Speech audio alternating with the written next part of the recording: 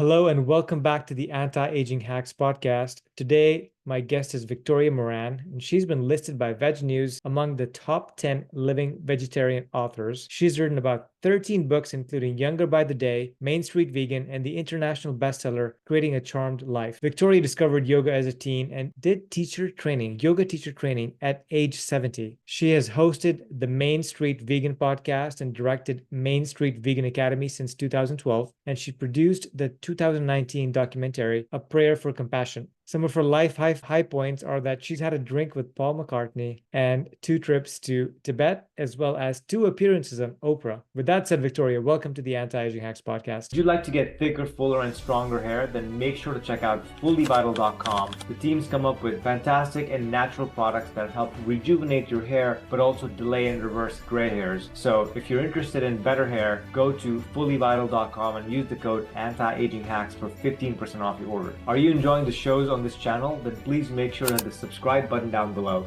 so you can get notified when we release new episodes. Our goal with this show is to help you and give you practical tips that you can use to slow down and reverse your aging so you can live and feel younger and live your best life. With that said, let's get on with the show. Oh, thank you so much. So I want to delve into some of your background for the listeners. So if you wouldn't mind, take 2 or 3 minutes and give us a brief synopsis of what you've been up to that really empowered you to come into who you are today. Oh, the longer you live, the harder it is to get that into 2 to 3 minutes. So I'll do my very best.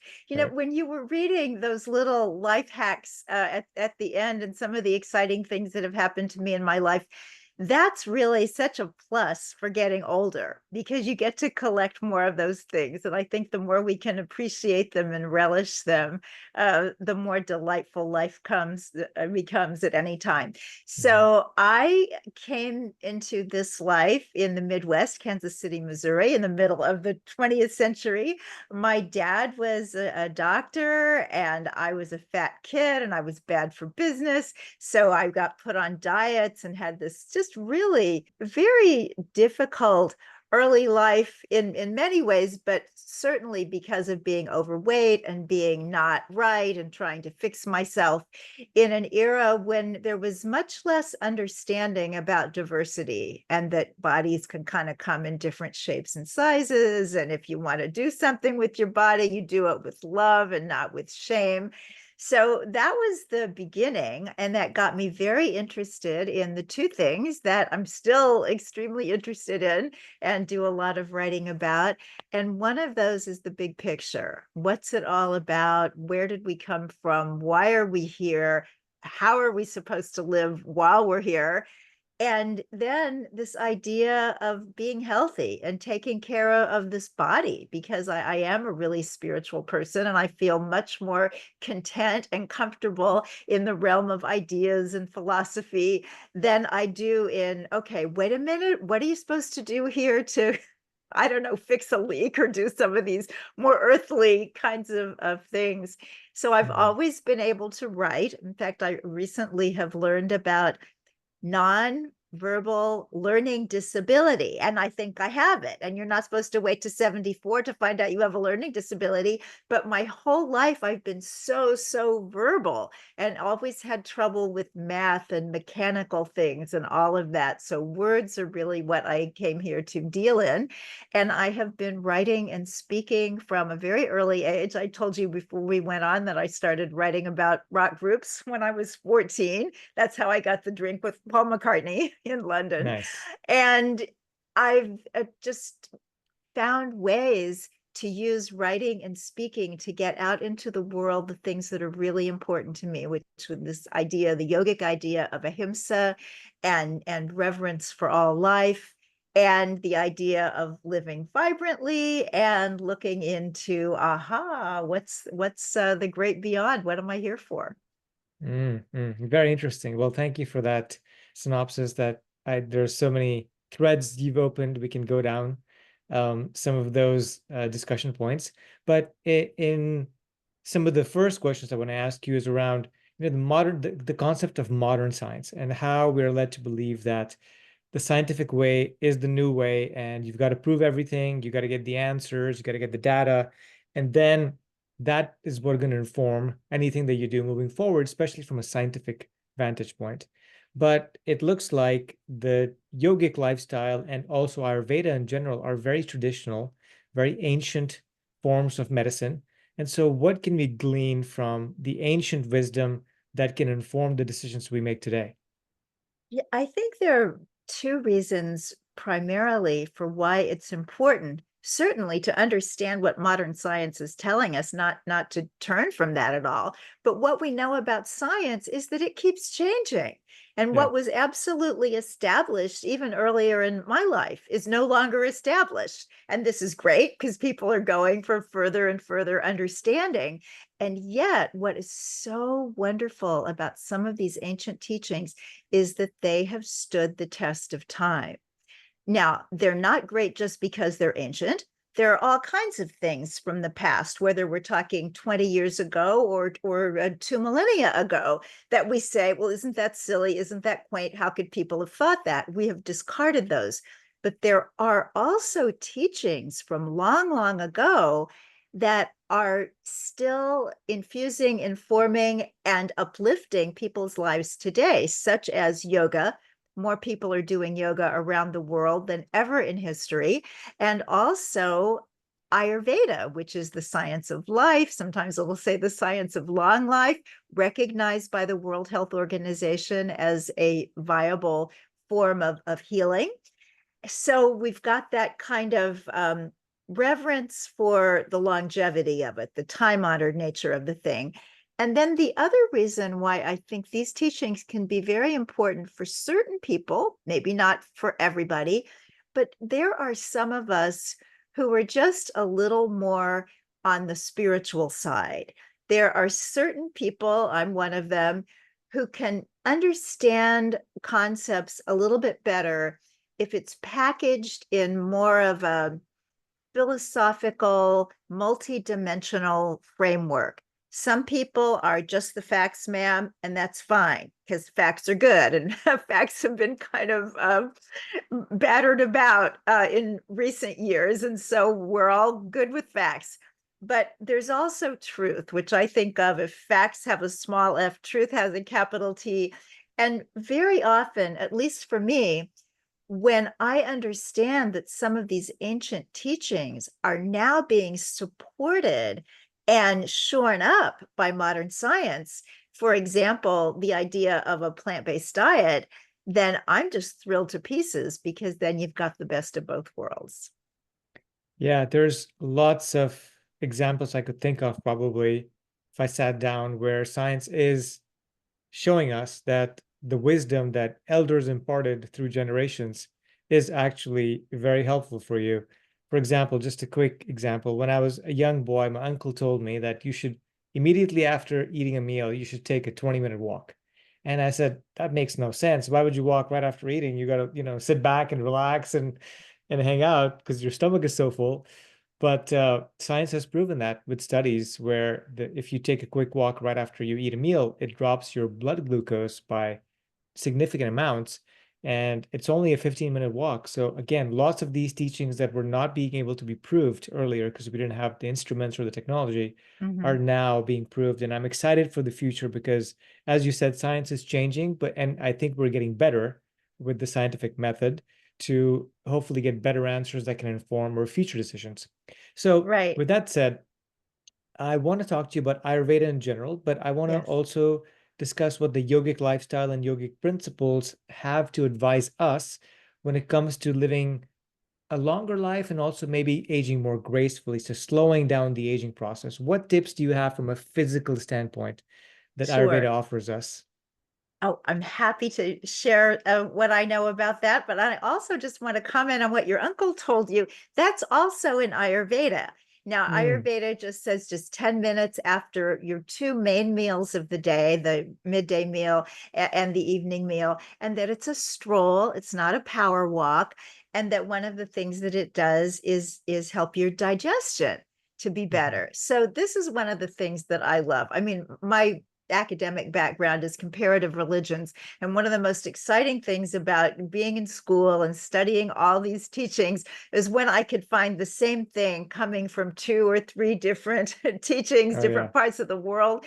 And it's the same with some of this stuff. So I love the walking after meals. One more Mhm. one more verification for that. So yes, in terms of physical suggestions, well, we'll start from yoga. Yoga, as we think about it in modern times, it's so much about, oh, it's just it's exercises. It's just, if you don't want to do Pilates, you do yoga. But it is very different from that, because it's really thinking about the the nadis and letting this life force energy flow through the body, somewhat the way in Chinese medicine and martial arts we hear about the qi. In yoga, it's called prana. And so we're really dealing with this powerful life energy. And what yoga has to say about that, and Ayurveda as well, we'll get to that in a minute. But with yoga, it's, what are you here for? You're here to find out who you really are. Now, interestingly enough, in Ayurveda, it is often said that the root cause of all disease is having forgotten who we really are, that we have this wonderful divine essence that's connected to everybody. So Mhm. yoga is a whole philosophy that can be taken as a piece, just like, okay, give me yoga, I'm going to live my life as a yogi. Or you can pick and choose. The wonderful thing now that yoga has a gift from India, and certainly we owe such reverence to India and to all of the teachers who have disseminated these wonderful teachings. But it's around the world now. It's everywhere. And whenever something comes around the world in this way, then we are allowed to take what suits. Sometimes people, they look at certain aspects of yoga philosophy, for example, reincarnation, and they're just like, uh-oh, wait a minute. That's not what I learned in Sunday school. That doesn't feel good to me. Okay, if that doesn't feel good, just put it on a back burner. It'll be there if you ever want it, maybe never. But basically, in the general yogic way of looking at life, it's that this physical body that we have, and yoga says we actually have 7 bodies, but the physical is the most dense and the one that we're thinking about now, is energized by this life force prana. So we want to elevate that in our lives. And the ways that we do that are by living in balance with nature and seeking the answer to this eternal question of, who am I? So parts of that in yoga would be breathing exercise, would be doing the physical postures, the physical asanas that open those channels and allow for the flow of that energy, following a simple plant-based diet, and certainly meditating every single day, because that is the royal road to finding the answers we're seeking. Love it. Very well said. I have been meditating. It's hard to meditate. I will just say that up front. And I think everybody listening would agree with me. But I've actually found time 1 to 2 times a day, every single day, to start meditating. And I realize the benefits of it and the advantages. I can see that I'm much more calmer. Things don't hit me.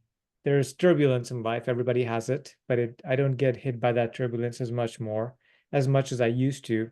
And so I see the benefits of meditation, and I'm really into this for the long term. And it's taken me a while to get here, but I'm excited that I'm here and growing and starting to get some answers about life that would have seemed crazy 3, 4 years ago, right? It's just when you start to open your eyes, you start to see there's more going on in perception than you were even perceiving before.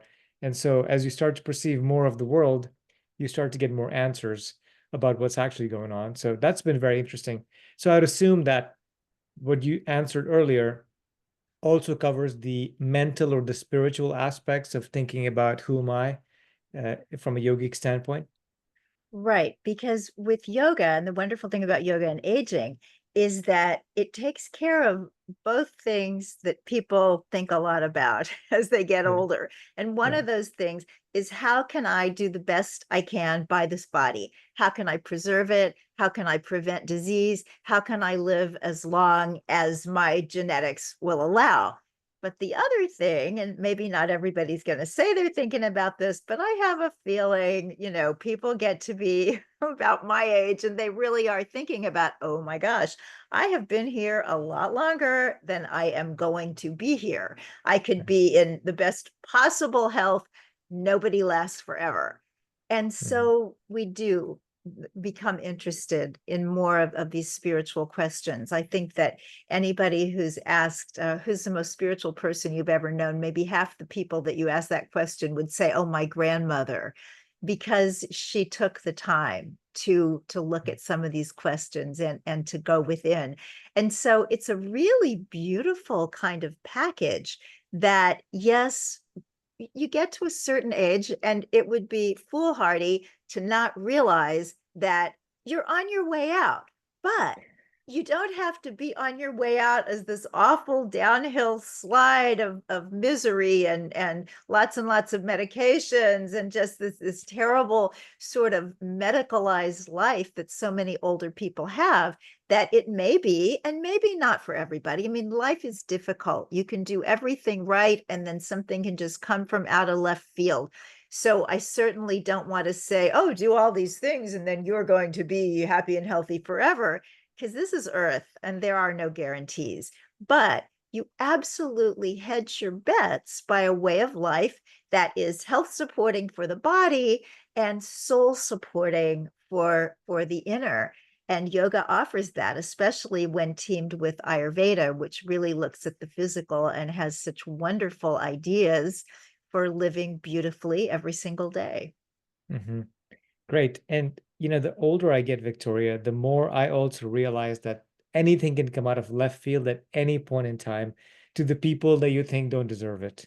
This Oh, is just this is just Earth, right? This is it where we it live. is, and particularly to people who are in the health world, people Yeah. who are doing, this or that that's a little bit more alternative, this or that that's a little bit more different. Maybe they've been, getting up early every morning and going out to run and doing all these things that everybody else admires, and then oops, Yeah. what happened? And Yeah. sometimes people will hide being sick because it doesn't look good. But we got to get past health shaming. I think we're past body shaming. Now we need to get past health shaming too, and then we'll be in a much better place. Agreed. And what I've started thinking is that as we get older and you start to see life is not just all fun and roses and just fun here and fun there, and everything is fun and everything's easy and it just comes to you, especially when you're in your teens and 20s, life is extremely easy. But you start to see what life really is in your 30s and 40s and beyond because you start to lose people that you love, or you start to have health challenges that can really reshape the way you perceive the world. And so, in Ayurveda in particular, I believe there's a lot of focus on stress. And when life throws you a curveball, or something comes out of left field and you really get stressed, it could even be your job, or you get laid off, or you get the virus or what have you. But humans are now living in a state of constant stress, and I think it's proven beyond a doubt that that's also causing the body to break down. So with the focus on stress and disease starting in the mind, how and I think you've listed some of those aspects that people can do. How important do you think stress is as it correlates to, dying early, or having a not as healthy body? I think it's tremendous. And I've experienced it. In the past few years, my husband has had some health difficulties, a severe accident in 2020 and aftermath of that. And I can feel how much time I am spending in my sympathetic nervous system, the fight or flight, as Yeah. opposed to the parasympathetic. And the parasympathetic is where you go to bring down your stress, but to also promote healing and promote the efficacy of your own immune system. So it's absolutely essential.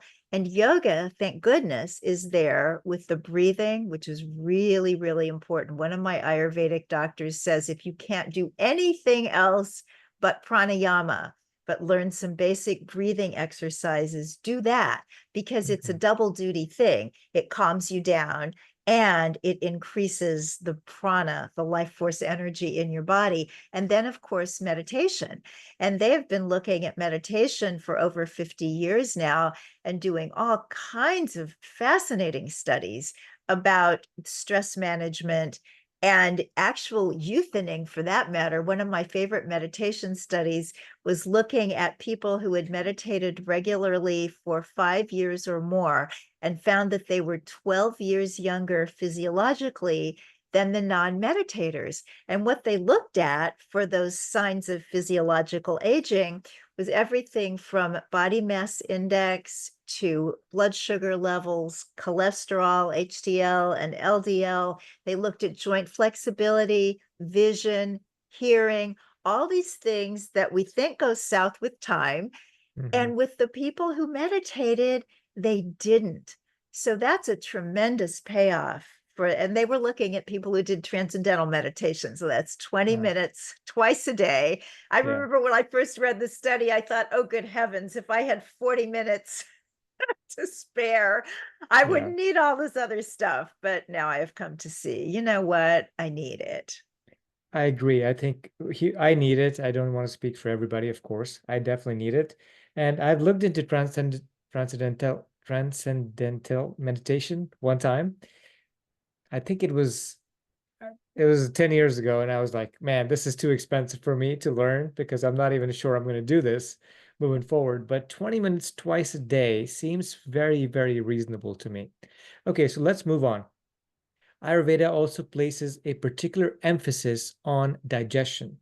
And they say that your digestive energy starts to slow down as you get older, and therefore you must take corrective measures to support it. So, I guess before we talk about digestion, should we just touch on the different doshas or the body types that Ayurveda Sure. has? Yeah. So in Ayurveda, the great good news is you have your very own specific body type. And guess what? It's perfect. You get it at the moment of conception and you don't have to fix it. Now, so often people will take a dosha quiz. The doshas are called Vata, Pitta, and Kapha. And maybe somebody will take a quiz. There are some good ones online. Deepak Chopra has a good one. Banyan Botanicals has a good one. So they'll take the quiz and they'll say, oh my gosh, what's wrong with me? Because I'm 70% Pitta and I'm 20% Vata and I'm only 10% Kapha. I must need to balance these out and get, Yeah. so I'm more all the same.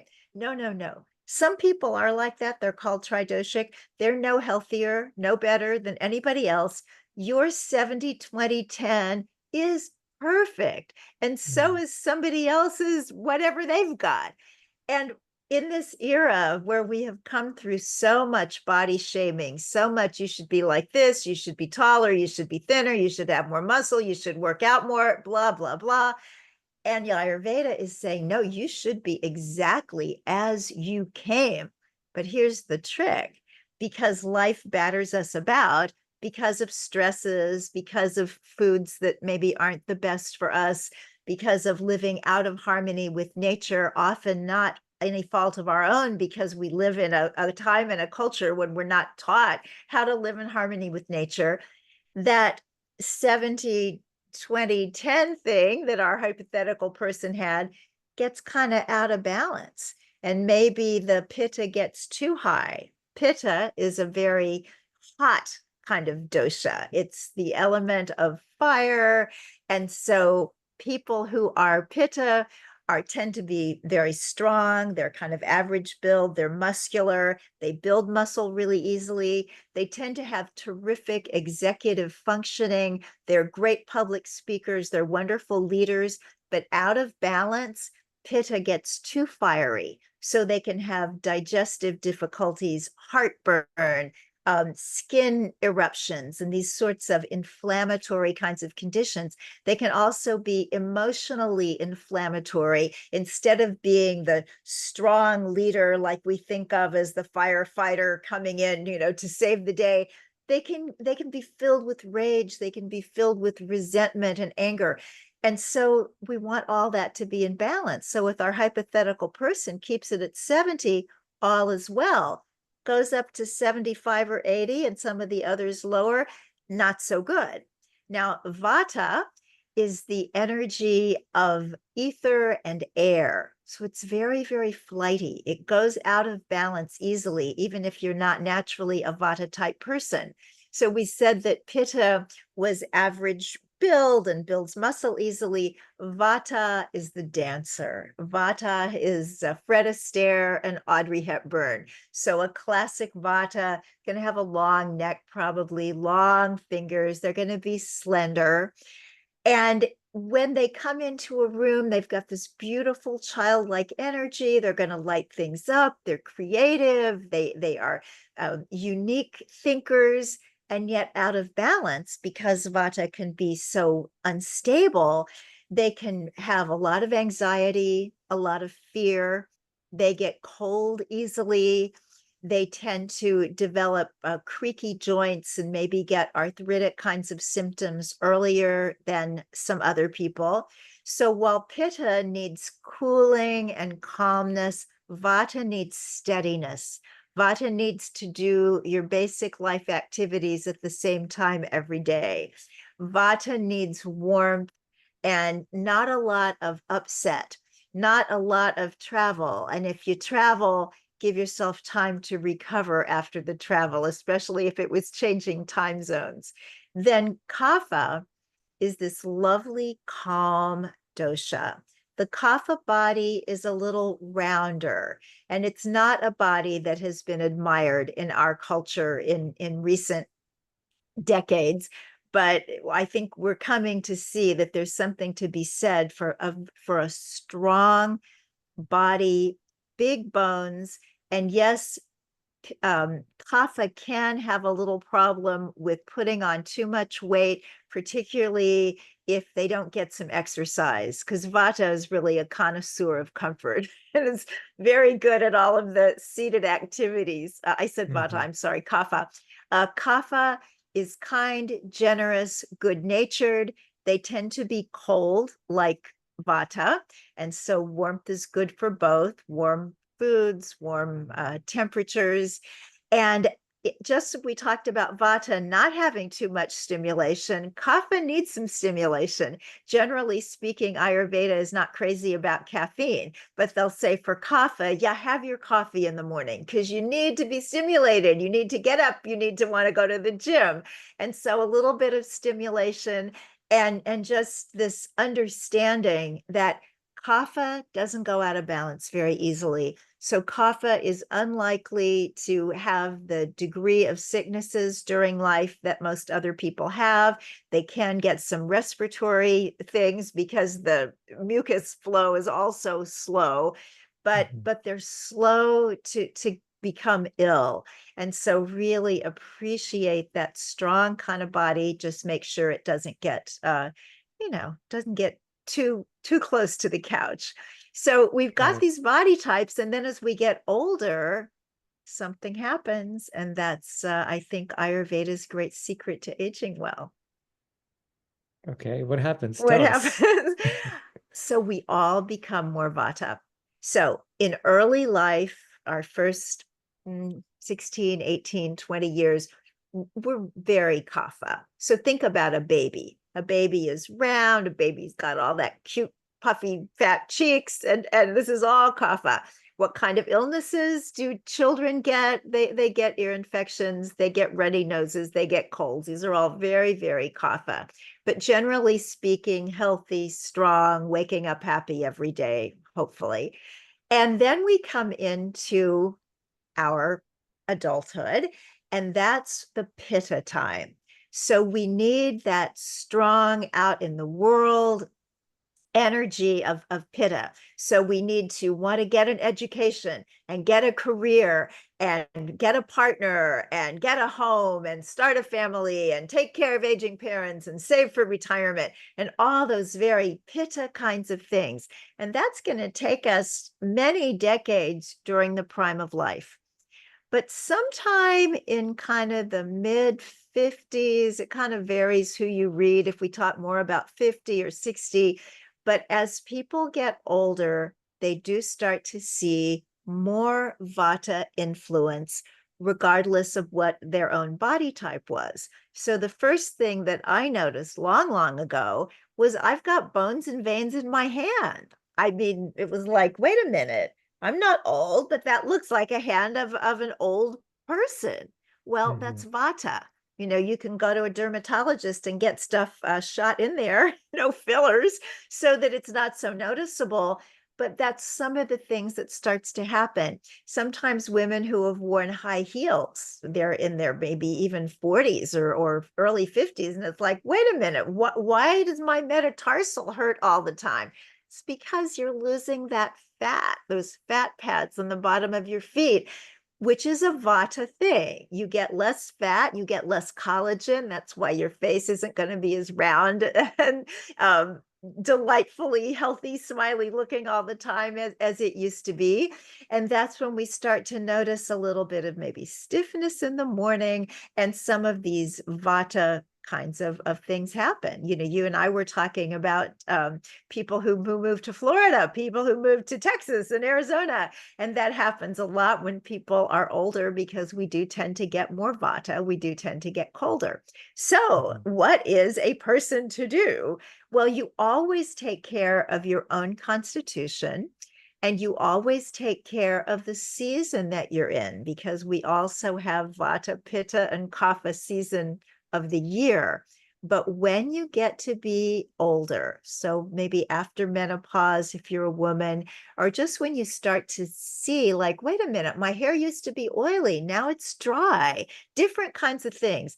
This is more vata creeping in. So you take care of the vata with these uh, schedule that's right on time every day, pretty much doing the same things at the same time, with keeping yourself warm, with taking a shower in the morning, and before that, doing a wonderful warm oil massage that is called Abhyanga, and maybe doing more quiet meditation, maybe and more quiet kinds of yoga. Maybe you've been a big power yoga person, and then you're finding, well, wow, I hurt my shoulder and then I hurt my knee. I've never been hurt in yoga before. What's happening?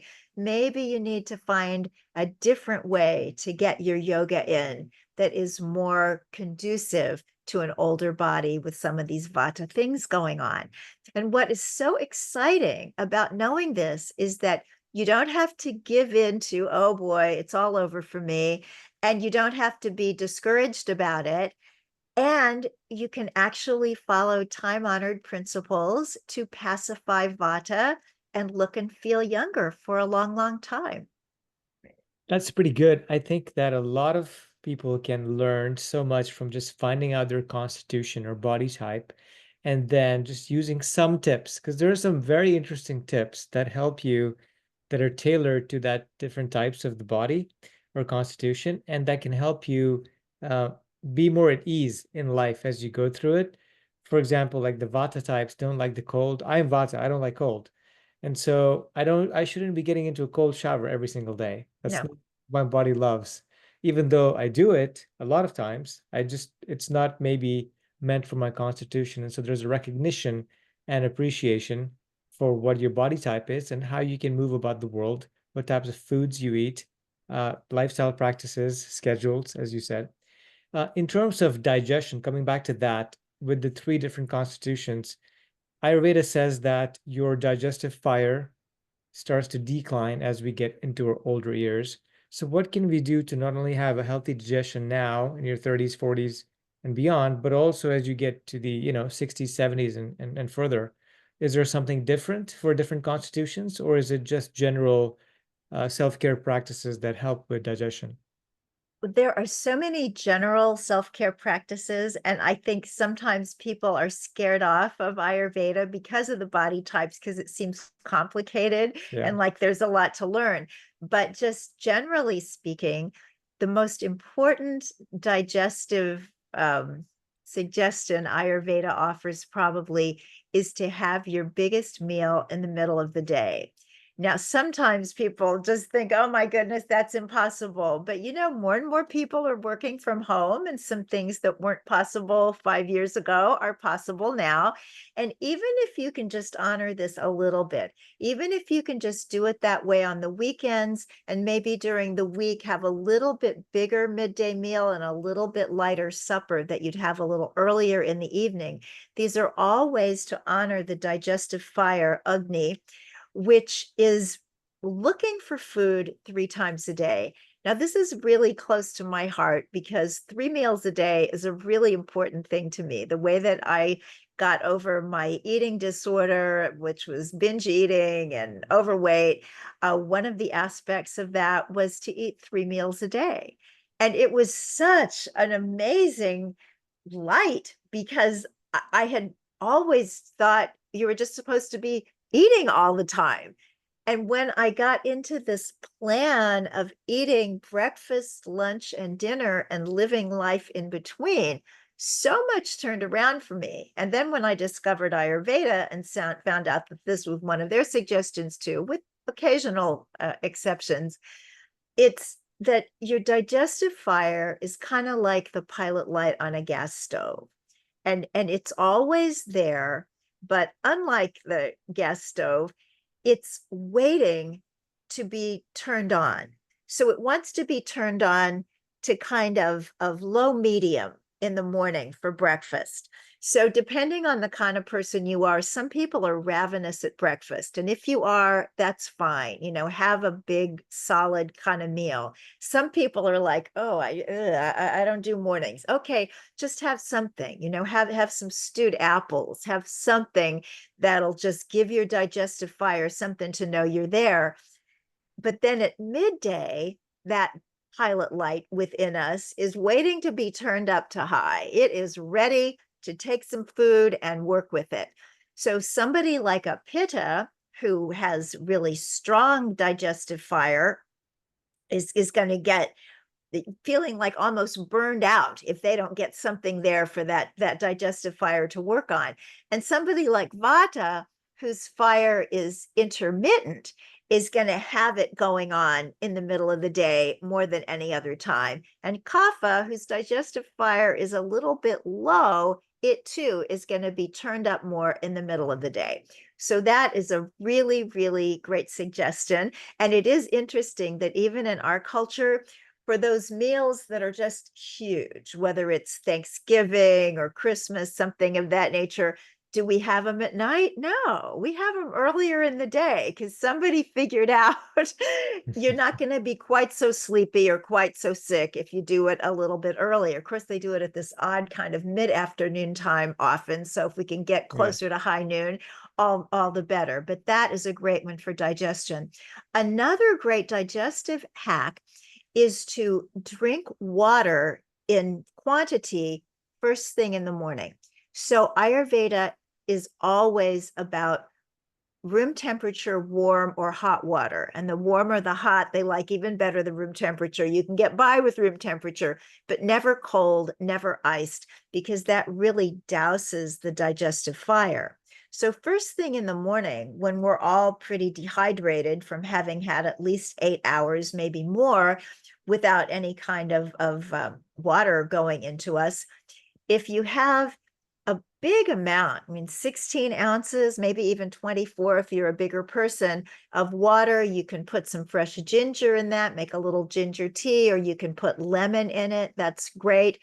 And really get that in you first thing in the morning so that you're really hydrated. And that's going to help you have a bowel movement first thing in the morning, which Ayurveda strongly recommends.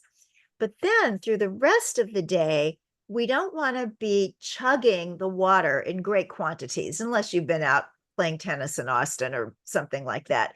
Generally speaking, you want to sip warm or hot water through the day.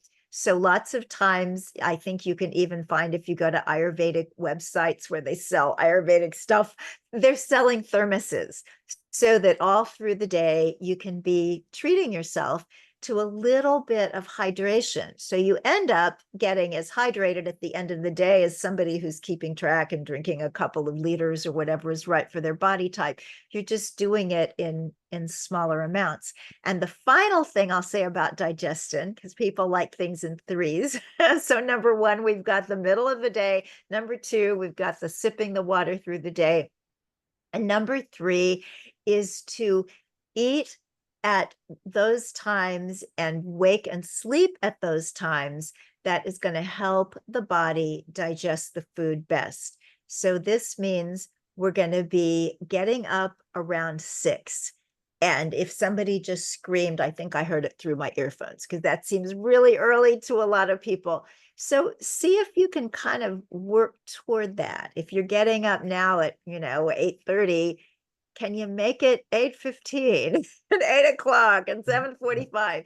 Because according to Ayurveda, 6 o'clock is just when the times of the day are going to shift and are going to get you into kapha time, which is kind of relaxing. So you want to get up before that more calming, quiet energy comes in. And you want to have breakfast by about 8:30 in the morning so that you'll be hungry for lunch around 12 or 1 o'clock.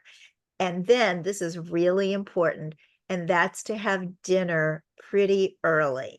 So I'm not talking, 4:30 in the afternoon or anything, but 6 o'clock, 6:30, no later than 7, because ideally you want at least 2 hours after you finish the meal, but before you go to bed, to let the food digest so that when you are sleeping, you're going to be assimilating and detoxing. Because if you're digesting, all the jobs are going to get backed up and you're going to end up with more of a sluggishness. You're going to wake up in the morning with more of a coating on your tongue. Ayurveda calls that ama, metabolic debris. And so it's good to scrape that off in the morning with a little tongue scraper, no matter how much of it you've got. But if you can eat around 6:37 and make that a light meal, everything is going to work so much better. You're going to have more energy. Your workouts are going to be better. Your recovery time is going to be better. You'll start thinking you've stumbled upon a miracle. Wonderful, Victoria. Thank you. Those are great tips. We are coming up on time now.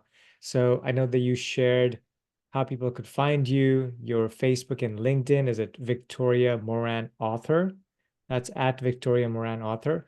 Is there any last parting words or tips you have for the audience for them to gracefully age? Because you've shared a lot. Yeah. Or any other tips they can use to kind of improve their life and be healthy over the long term? I would love to share one, and that is about moving toward a plant-exclusive way of eating. And in yoga, it was lacto-vegetarian diet has been recommended for thousands of years. And now I think many people inside and outside of yoga are seeing that cow's milk is a perfect food for baby cows and not for us. And so better to leave the cows alone, let them have their lives and their reproductive functioning, and we can eat a plant exclusive diet. And for somebody who's saying, whoa, that's weird, that's a big deal. We talked earlier about modern science and the yogic teachings. And one of the wonderful things that modern science is saying, oh, wow, I think these yogis were right, is with the lifestyle medicine movement, which is recommending, based on scientific studies, an exclusively plant-based diet or close to exclusively plant-based diet, and some of these other wonderful ideas that we've been talking about with sleep and exercise and managing our stress. It all comes together, whether we're talking antiquity, present day, truth is truth. And we're so lucky to have access to so many of these brilliant ideas. Wonderful, wonderful. Thank you so much, Victoria, again, for coming on the Anti-Aging Hacks Show. Really appreciate it. Thank you so much.